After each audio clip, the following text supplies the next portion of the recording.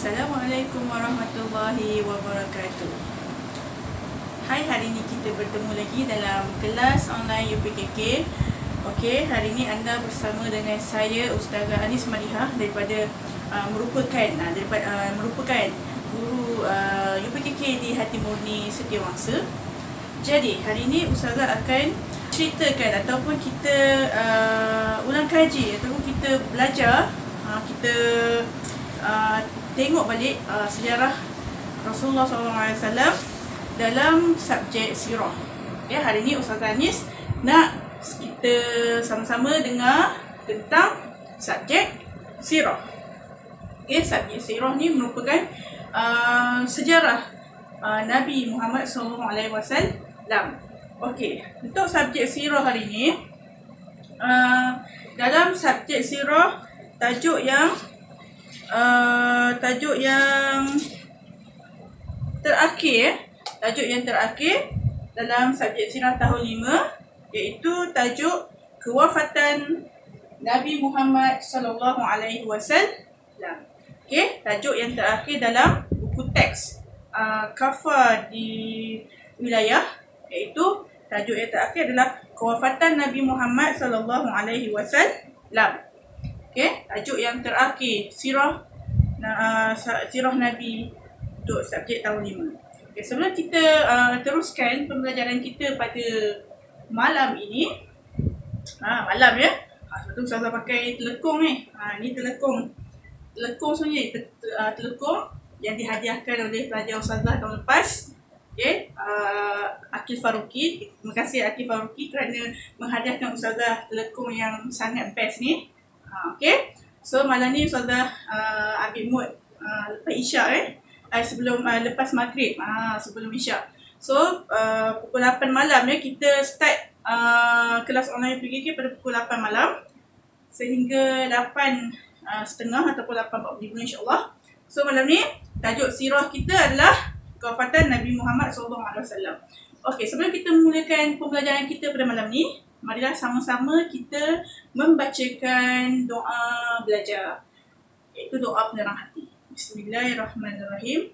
Allahumma aftah alaina hikmataka wa anshur alaina min khazaini rahmatika ya arhamar rahimin. Rabbi shrah li sadri wa yassir li amri wahlul 'uqdatam min lisani yafqahu qawli. Rabbi zidni 'ilman nafi'a warzuqni fahman wasi'a. Amin ya rabbal alamin. Okey, untuk tajuk kewafatan Rasulullah SAW, okey, kita bercerita ya. Sebenarnya subjek sirah ni adalah banyak kita perlukan bercerita dan ambil poin-poin penting dalam cerita kisah sejarah Rasulullah ni. Okey, dalam sirah Ustazah suka menggunakan poin-poin begini. Okey, saya suka menggunakan poin-poin begini. Itu panggil poin apa ni? Poin persoalan. Kan? Okey. So saya suka gunakan perkataan soalan bila, apa, bagaimana, berapa, siapa, di mana. Okey, bila kita ada poin-poin ni, so kita ambil poin-poin penting yang menunjukkan tentang soalan-soalan, tanda-tanda soalan ni kita gunakan dan kita cari poin yang berkenaan dengan soalan yang selalu digunakan dalam sirah. Okay, untuk tajuk kewafatan Nabi Muhammad SAW. Okey, soalan cerita dan para pelajar boleh melihat juga nota ringkas yang Ustazah buat ni, dan nanti pelajar-pelajar pun kena buat juga dekat rumah nota ataupun peta minda macam ni. Okey, mesti ada perkataan soalan untuk bila, apa, bagaimana, berapa, siapa, di mana. Okey? Boleh? Okey. So, sebelum kita nak mulakan, kita Ustazah nak mula cerita tentang kewafatan Nabi Muhammad SAW. Okay, pernah dengar cerita pasal kewafatan Nabi Muhammad ni? Belum kan? Okey, kewafatan Nabi Muhammad ni macam mana? Kewafatan Nabi Muhammad bermaksud, okey, bagaimana Nabi meninggal. Kisah saat-saat kematian Rasulullah SAW. Okay? Nabi Muhammad insan seperti manusia seperti kita. So sifat harus bagi Rasul, sifat harus bagi Nabi adalah sama macam kita, iaitu hidup dan mati. Okey. Nabi Muhammad SAW, okay, sebelum Nabi Muhammad SAW wafat, okay, pada tahun ke-9 Nabi di Madinah, okay, Nabi berhijrah ke Madinah baru 9 tahun berhijrah ke Madinah, okay. Nabi tak pernah lagi pergi buat haji di Mekah, okay. So dah lama dah 9 tahun tak pergi buat haji di Mekah. So pada tahun yang ke-9 tu Nabi macam dia rasa macam teringin nak pergi buat haji. So pada tahun ke-10 Hijrah, okay, pada tahun ke-10 Hijrah, okay, tahun 10 Hijrah, pada 25 Zulkaidah, okay, Zulkaidah tahun ke-10 Hijrah, okay, Nabi bersama dengan 90,000 orang, okay, Nabi bawa Nabi kata dia nak pergi Mekah ni ikut haji. Lepas tu orang-orang Madinah pun samalah, dia orang pun ikutlah Nabi rombongan pergi ke Mekah. So masa 25 Zulkaidah tahun ke-10 Hijrah ni, Nabi bersama 90,000 orang pergi menunaikan haji di Mekah. Okay? Tunai haji pada bulan Zulhijjah. So 25 Zulkaidah tu dah mulakan perjalanan dah pergi ke Mekah. Okay, dulu tak ada flight, tak ada flight nak pergi Mekah, tak ada kapal.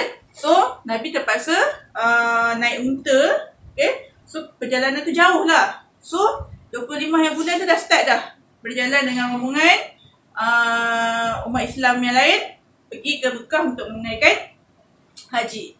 Dan haji ni dipanggil Haji Wida. Okay, kenapa Haji Wida? Kerana ini adalah haji yang terakhir Nabi buat. Okay, maknanya haji yang terakhir lah dipanggil Haji Wida. Kenapa dipanggil Haji Wida? Okay, maksudnya Haji Wida ni bermaksud, apa maksud Haji Wida? Haji Wida ni bermaksud haji perpisahan ataupun haji selamat tinggal. So haji yang terakhir lah. Bila dah kata Haji Wida, so dah rasa dah, oh ni mungkin haji yang terakhir Nabi tunaikan. Memang pun haji yang terakhir Nabi tunaikan di Mekah.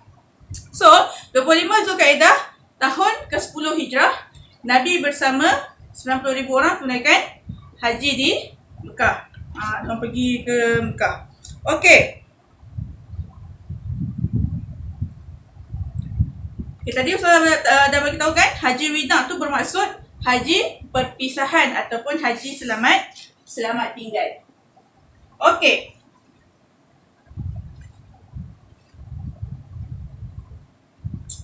Okey, ketika melakukan ibadah haji, okey, semasa di Arafah, okey, semasa berkumpul di Arafah, Nabi telah menyampaikan khutbah. Okey, Nabi telah menyampaikan khutbah. Nabi ambil kesempatan di padang Arafah tu, Nabi menyampaikan khutbah. Khutbah itu berisi tentang, Nabi menyampaikan khutbah tentang akhlak, hukum dan silaturahim. Dalam khutbah tu Nabi ceritakan tentang akhlak. Rasulullah ceritakan tentang hukum-hukum dalam agama Islam. Dan Nabi ceritakan juga tentang silaturahim, hubungan baik di antara manusia dan orang Islam. So Nabi ceritakan dalam khutbah tu. Kalau soalan tanya, apakah isi khutbah ketika Nabi menyampaikan khutbah di Arafah? Ini isi dia. Apa dia? Khutbah yang Nabi sampaikan berisi khutbah tentang akhlak, hukum dan juga silaturahim ataupun hubungan sesama manusia. Okey. Masa tu juga, masa Nabi tengah bagi khutbah kepada umat Islam di Arafah, Allah turunkan wahyu dalam surah. Okay, Allah turunkan wahyu. Nabi menerima wahyu daripada Allah, iaitu surah Al-Ma'idah ayat ke-3. Apa isi kandungan ayat tu?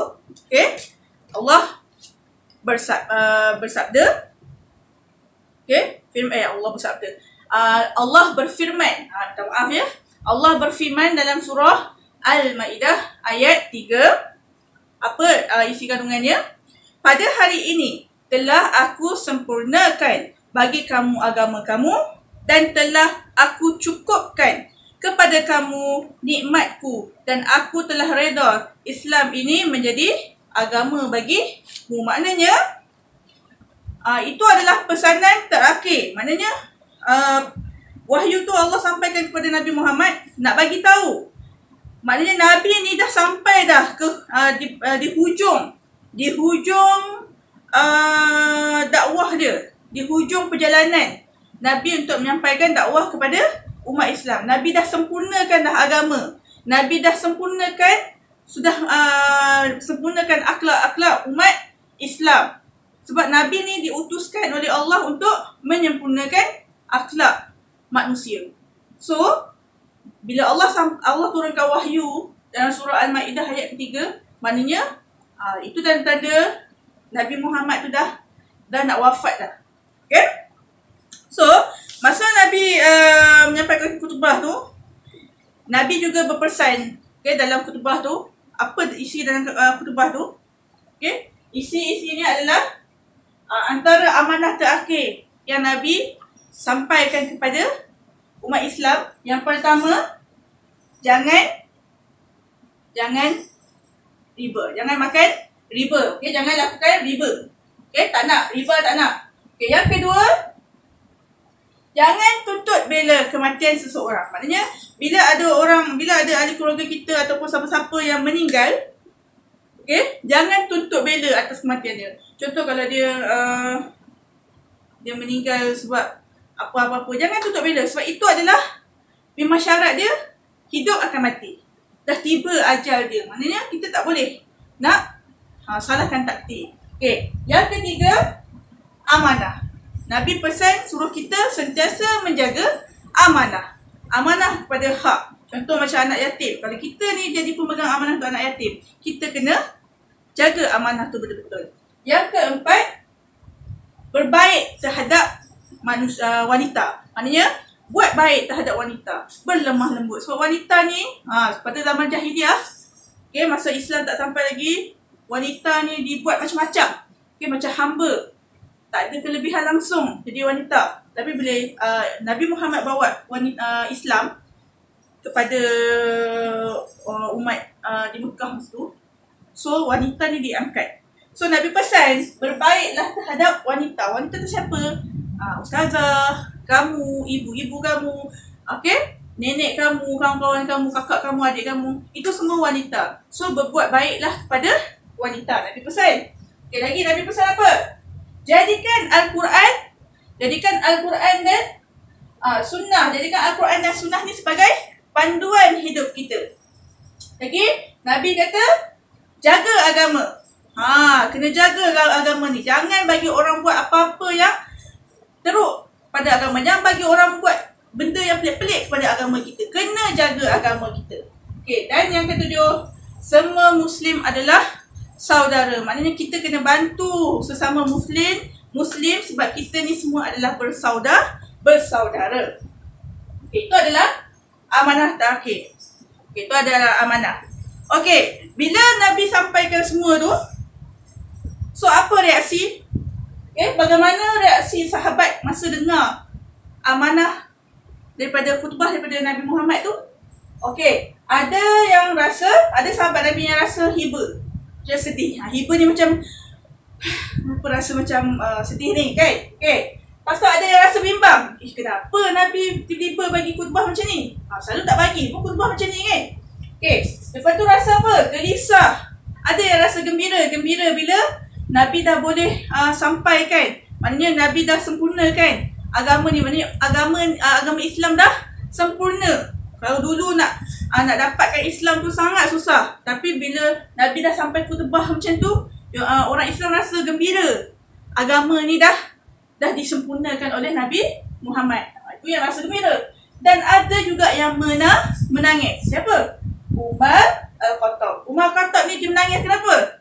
Dia dah rasa dah. Dia rasa macam rasa macam sedih sangat. Dia dah rasa macam Nabi tu akan tinggalkan kita semua selama-lamanya. Okay? So kalau soalan tanya siapa yang menangis ketika Nabi menyampaikan khutbah? Yang menangis adalah Umar Al-Khattab. Okay. Lepas tu dalam wasiat Nabi lagi, okay? Selain daripada khutbah ni, Nabi pun ada wasiat lagi sebelum dia meninggal. Okay, apa wasiat Nabi? Nabi berwasiat, okay, jaga solat. Lagi apa wasiat Nabi lagi? Tidak berperang sesama manusia, tidak berbunuhan sesama manusia, sesama Islam. Maknanya Islam dengan Islam jangan bergaduh, jangan berbunuh-bunuh, jangan berperang, jangan bunuh-bunuh antara Islam dengan Islam. Yang Islam jangan berlawan dengan yang Islam. Okay? So lagi yang ketiga, jangan rampas harta orang. Okay? Bila harta orang kita rampas, so kita punya perangai itu macam orang jahiliah juga. So Nabi kata jangan rampas harta orang. Taat pemerintah. Taat siapa yang memerintah negara kita tu. Taat siapa yang memerintah negara dan agama kita. Selagi pemimpin tu, pemerintah tu mengikut landasan Al-Quran dan As-Sunnah dengan betul, maka kita wajib taat kepada pemerintah. Okay. Pemerintah tu siapa? Kalau macam kita sekarang ni siapa?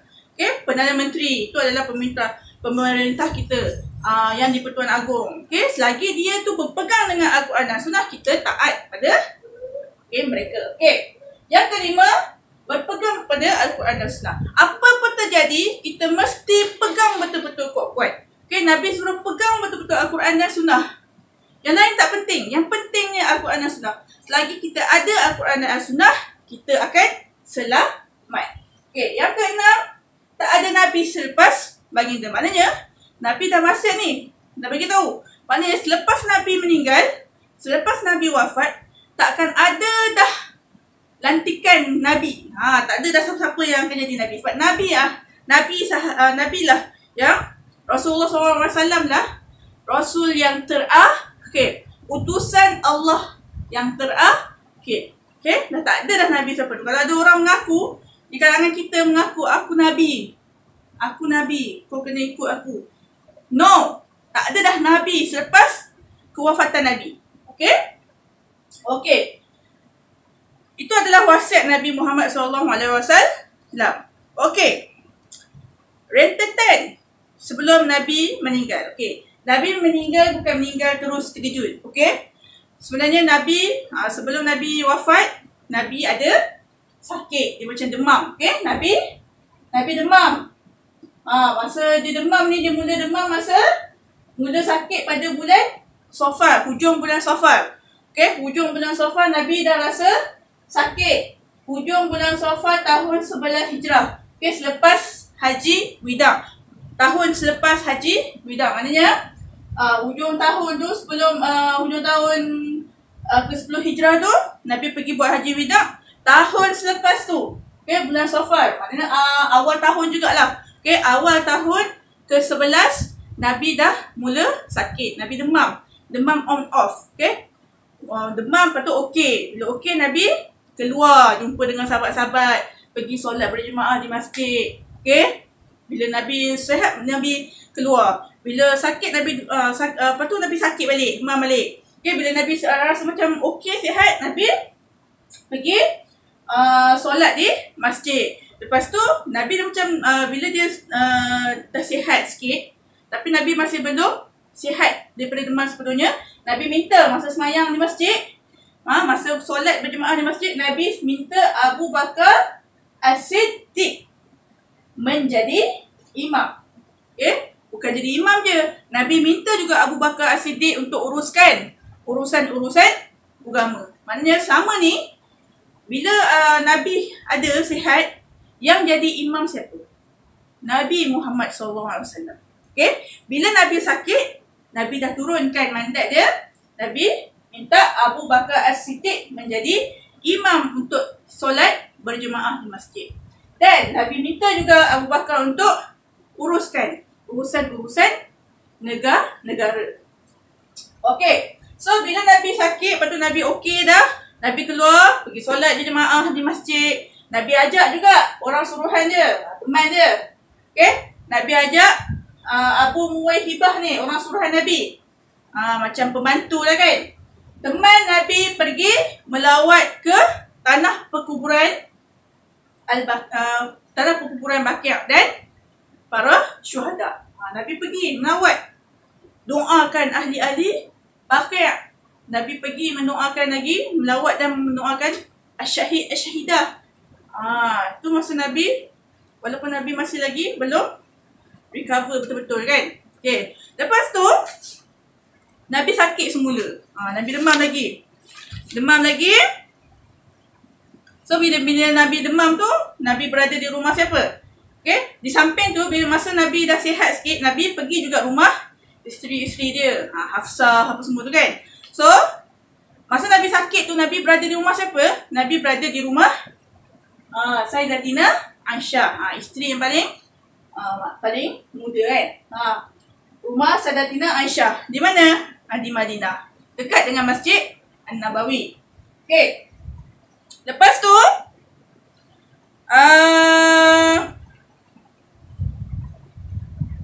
bila Nabi demam, lepas tu makin lama makin panas. Nabi demam ni on off, lepas tu Nabi demam terlampau panas. Dan bila panas pada hari Isnin, masa tu Nabi demam kan. Demam tak okey juga masa hari Isnin. Okey, hari Isnin 12 Rabiul Awal tahun ke-11 Hijrah. Selepas solat subuh, maknanya Nabi sempat solat subuh. Selepas solat subuh, waktu duha, Nabi pun wafat. Nabi pun menghembuskan nafas yang terakhir di samping siapa? Di samping isterinya Sayyidatina Aisyah. Okey. So Nabi wafat pada hari Isnin 12 Rabiul Awal tahun ke-11 Hijrah pada waktu duha. Nabi sempat solat subuh. Okey, Nabi sempat solat subuh berjemaah. Okey, masa Nabi solat berjemaah, lepas solat berjemaah, Nabi sempat bersandar di bahu sahabat, menyandar diri dia di bahu menyandar badan dia kepada Sayyidina Ali bin Abi Thalib dan Al-Fadl bin Abbas. Selepas solat, Nabi berkhutbah kepada para jemaah. Nabi kata apa? Aku tidak menghalalkan bagimu melainkan apa yang dihalalkan dalam Al-Quran, dan aku tidak mengharamkan ke atasmu melainkan apa yang diharamkan dalam Al-Quran. Kamu akan menemui banyak perselisihan selepasku. Sesungguhnya apa-apa yang sama dengan Al-Quran adalah diriku, dan apa-apa yang berselisih dengan Al-Quran bukan datang dari diriku. Maknanya apa yang Nabi pesan tu dah terjadi pun pada kita sekarang ni. Okay, selepas kematian Nabi, banyak perbalahan tentang agama. Banyak perselisihan faham di antara mazhab-mazhab. So banyak pendapat antara mazhab, banyak perselisihan dengan di antara orang Islam. So Nabi dah cakap dah, kalau benda tu masih lagi berlandaskan Al-Quran, maknanya itu daripada Rasulullah. Tapi kalau dah menyimpang daripada Islam, itu dah bukan daripada Rasul. Maknanya kita kena kembali balik kepada Al-Quran dan As-Sunnah. Okey. So bila Nabi dah wafat, Nabi wafat pada hari Isnin 12 Rabiul Awal tahun ke-11 Hijrah. Nabi dimakamkan di Masjid An-Nabawi.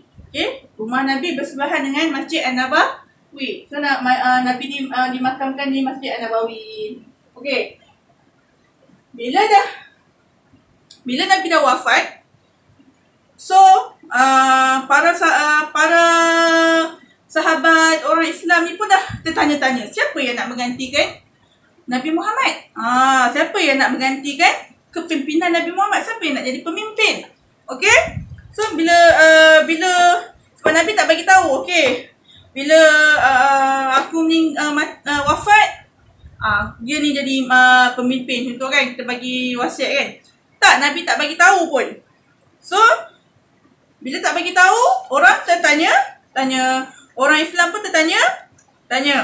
Okey, masa Nabi wafat, Abu Bakar sampaikan kepada para sahabat bahawa Rasulullah telah pun wafat. So para sahabat ni jadi apa? Jadi macam terkesima, macam bingung. Betul ke apa yang aku dengar ni? Kan semua macam tak boleh terima. Okey? Jadi semua jadi macam suasana jadi kelang kabut. Apa semua tak okey. Macam kelang kabut, jadi macam tak kena, sebut tak kena. Sebab semua tak boleh terima, okey, kematian Rasulullah. Pada mulanya, Umar Al-Khattab tidak mahu menerima hakikat bahawa Nabi Muhammad ni telah wafat. Tapi Abu Bakar cakap, wahai kaum muslimin, barang siapa yang menyembah Muhammad, sekarang Muhammad dah wafat.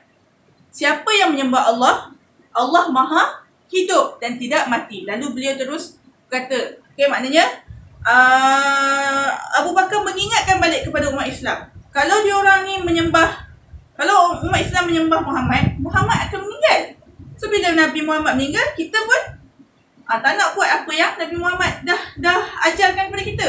Tak boleh. So kita sekarang ni bukan menyembah Muhammad, kita menyembah Allah. Bila kita menyembah Allah, Allah itu Maha hidup dan Allah tidak akan mati selama-lamanya. Abu Bakar beritahu dekat umat Islam.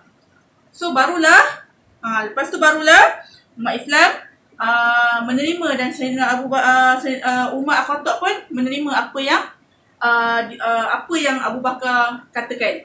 Okey. Bila Umar Al-Khattab dan umat Islam dah dapat terima bahawa Nabi Muhammad telah pun wafat. Okey. Masa Nabi wafat, umur Nabi berapa? 63 tahun. Okey, Nabi wafat pada umur baginda 63 tahun. Okey, lepas tu apabila berita kewafatan Rasulullah tersebar, bila dah bagi tahu dekat orang Madinah bahawa Nabi Muhammad telah wafat, Rasulullah SAW dah wafat. So, orang Ansar ni mengadakan perjumpaan. Dekat Madinah tu kan ada kaum Ansar, kaum Muhajirin dan Ansar. Kaum Ansar ni orang yang menetap di Madinah. Muhajirin ni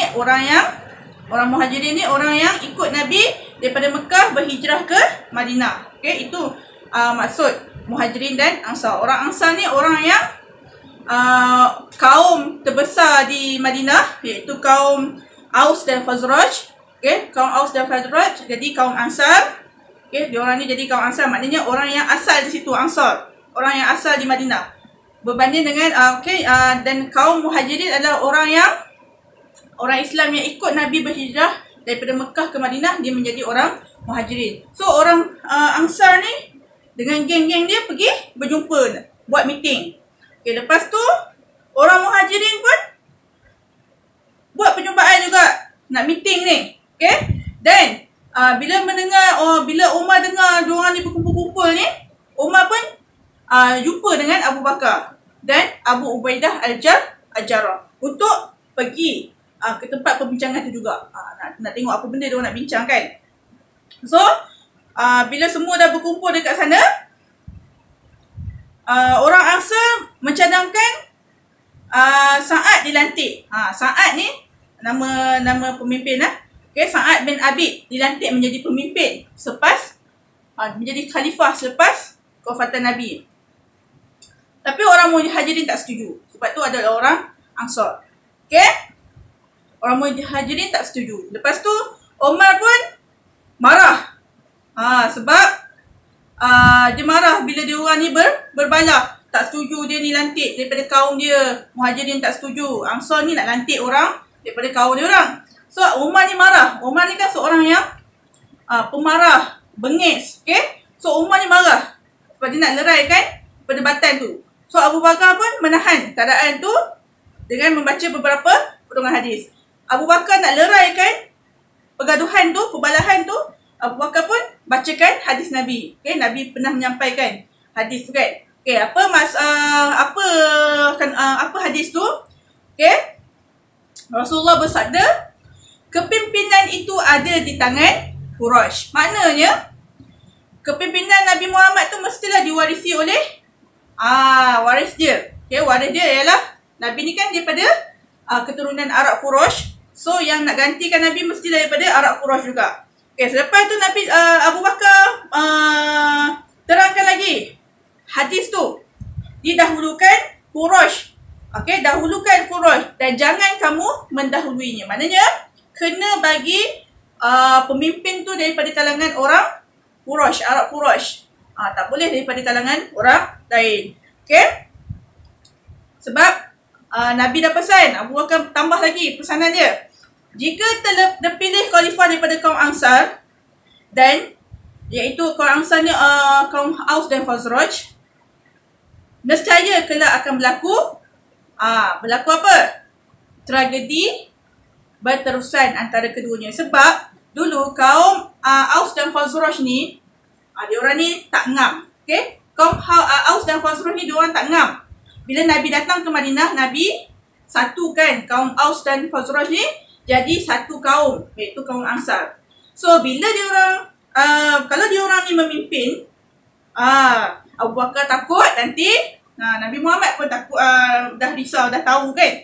Okay, perangai diorang ni. So bila salah satu kaum yang jadi pemimpin, so diorang akan berpecah dan akan berbalah sampailah bila-bila. Okay, so Abu Bakar terangkan tentang hadis Nabi tu. So orang Ansar pun insaflah kejap bila dengar Abu Bakar bacakan hadis Nabi. So diorang pun sebelum datang Islam pun diorang ni sentiasa bermusuhan. Kaum Ansar ni, kaum Aus dan Khazraj ni selalu bermusuhan. Nabi datang ke Madinah je, Nabi satukan kaum Aus dan Khazraj ni menjadi kaum Ansar. Okay, kaum Aus dan Khazraj menjadi kaum Ansar. Diorang ni penduduk tetap, okay, kaum yang menjadi yang asalnya dari Madinah. Kaum Muhajirin adalah kaum yang Nabi bawa bersama daripada Mekah datang hijrah ke Madinah, Muhajirin. Okay, so Abu Bakar pun bila dah bincang-bincang, Abu Bakar pun cadangkan satu nama. Siapa? Abu Bakar cadangkan Umar Al-Khattab ataupun Abu Ubaidah Al-Jarrah. Sebab orang ni daripada keturunan Arab Quraisy. Okay, lepas tu sebaik saja Abu Bakar mengambil tempat duduk semula, Umar Al-Khattab bangun. Okay, Umar Al-Khattab ni cakap, dahulukan tangan kamu wahai Abu Bakar. Bukankah engkau orang yang Nabi perintahkan untuk menggantikan? Okay, bukankah engkau, okay, Umar cakap dengan Abu Bakar ni, bukankah engkau yang Nabi suruh ganti jadi imam dalam solat dan uruskan urusan negara? So Umar kata, itulah maksudnya Nabi suruh Abu Bakar lah yang menggantikan tempat Rasulullah menjadi pemimpin, menjadi khalifah selepas kewafatan Nabi. Umar cakap macam tu. Okay, so cadangan Umar ni semua orang setuju. Okay, bila Umar Al-Khattab cakap macam tu, semua yang ada di situ, okay, semua setuju dengan cadangan Umar Al-Khattab tu. Dan esoknya Abu Bakar pun duduk di atas mimbar di Masjid Madinah. Pelantikan itu diisytiharkan secara rasmi di hadapan orang ramai. Maknanya Abu Bakar pun terimalah pelantikan menjadi khalifah pertama selepas kewafatan Nabi. So Abu Bakar lah menjadi khalifah yang pertama menggantikan tempat Rasulullah menyampaikan, okay, menyebarkan lagi risalah Nabi Muhammad SAW. Kenapa Nabi pilih Abu Bakar?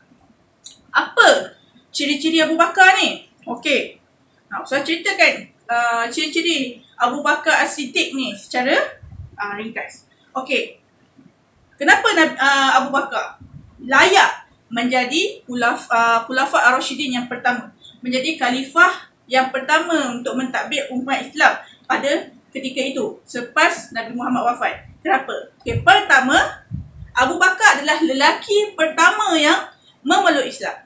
Ketika semua orang masih lagi di dalam menyembah berhala apa semua ni kan, Abu Bakar lah orang pertama, lelaki pertama yang membenarkan apa-apa yang disampaikan oleh Rasulullah. So, Abu Bakar ni orang pertama yang mempercayai Nabi Muhammad SAW. Okay?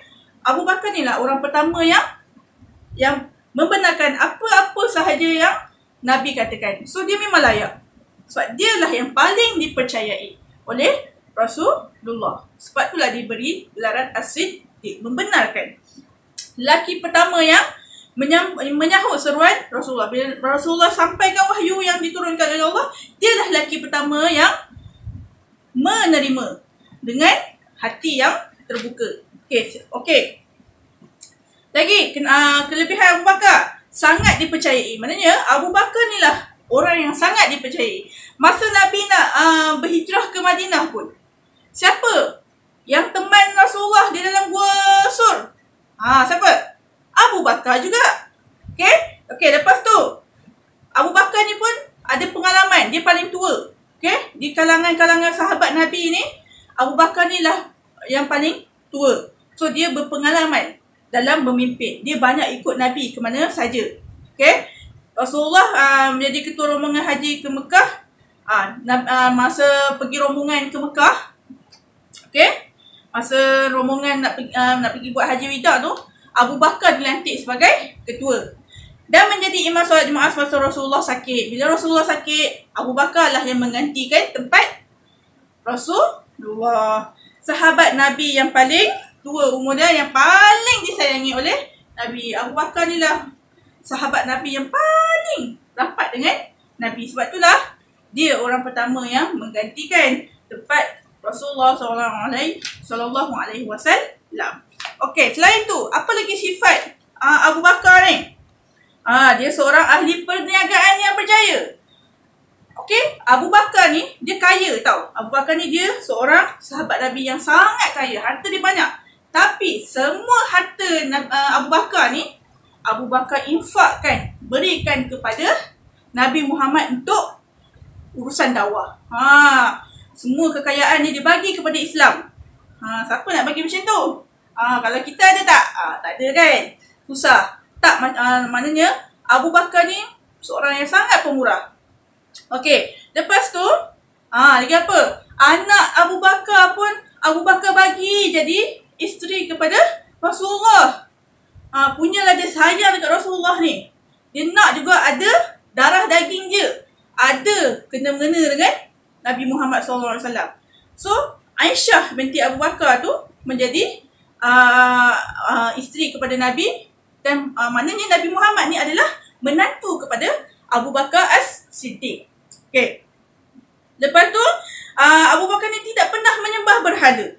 Okay. Abu Bakar tak pernah sembah berhala. Hebat tak? Orang lain sembah berhala. Abu Bakar tak pernah sembah berhala. Okay. Lepas tu, sahabat yang paling teguh imannya. Maknanya Abu Bakar ni, orang ajaklah macam mana pun, orang dera lah macam mana pun, dia tetap juga dengan Nabi. Dia lah bersama. Okay, Abu Bakar ni lah yang bersama-sama dengan Nabi, susah dan senang sepanjang dakwah Nabi di Mekah dan Madinah. Sentiasa berjuang untuk agama Islam. Tu saya cakap tadi. Dia sentiasa bersama dengan Nabi di Madinah, di Mekah. Nabi berdakwah di Mekah, di Madinah. Abu Bakar lah teman yang paling setia bersama dengan Nabi. Dan berjaya mengharungi dugaan dan cabaran ketiga, menemani Rasulullah berhijrah dari Mekah ke Madinah. Abu Bakar lah orang yang teman Nabi masa nak hijrah ke Madinah. Sebab itulah Abu Bakar adalah kriteria yang sangat tepat, yang sangat sempurna untuk lantikan Khulafa Ar-Rasyidin yang pertama. Okey, faham? Itu adalah sedikit kisah tentang kewafatan Nabi Muhammad SAW. Okay? So, okay, kalau sirah, pelajar kalau buat macam ni, senang. Dia buatlah cantik lagi, okay. Para pelajar boleh buat nota ni lebih cantik lagi. Lepas tu boleh buat yang para pelajar semua faham. Okay, tulis. Gunakan kata kunci. Kata kunci soalan. Bagaimana, apa, bila, di mana, siapa, berapa. Okay. So, kalau berapa, tulis bilangan. Okay. Bagaimana ni? Apa reaksi, cara pelantikan bagaimana. Okay. Apa maksud haji wida, apa amanah terakhir, apa wasiat Nabi. Okay. Bila mula sakit, bila Nabi pergi buat haji wida. Okay. Di mana? Kat mana Nabi menyampaikan khutbah? Di Arafah. Nabi dimakamkan di Masjid An-Nabawi. Nabi sakit masa tu kat rumah mana? Rumah siapa? Sayyidina Aisyah. Dan Nabi pun meninggal di rumah Sayyidatina Aisyah. Okay? Faham semua? Yang sedang menonton, pelajar-pelajar? Okay. Harap semua pelajar faham dengan apa yang Ustazah sampaikan tentang tajuk sirah pada malam ni, iaitu kewafatan Nabi Muhammad SAW dan pelantikan Sayyidina Abu Bakar sebagai pemimpin Islam yang pertama selepas kewafatan Nabi Muhammad SAW. Okey, jika ada apa-apa pertanyaan dan komen, boleh tulis di ruangan komen. InsyaAllah Ustazah akan cuba bantu para pelajar. Itu sahaja daripada Ustazah. Wabillahi taufiq wal hidayah. Wassalamualaikum warahmatullahi wabarakatuh.